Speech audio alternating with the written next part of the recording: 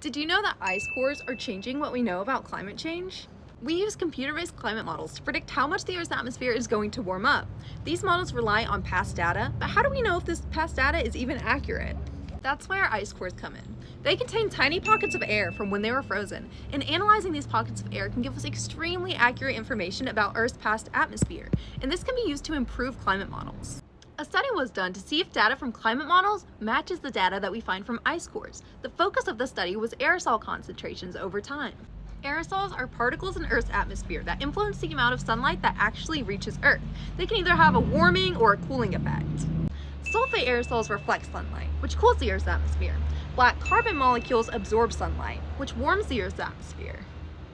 This study graphed the past changes in aerosol concentrations over time to see if the data from ice core records and the data from climate models line up or not. These two graphs show the concentrations of sulfate aerosols over time. The black line is what we've found from ice core records, and all the others are data used from climate models. As you can see, for sulfate concentrations, the two pretty much line up. These two graphs show the concentration of black carbon aerosols over time. As you can see, these are not lining up as well as the sulfate concentrations did.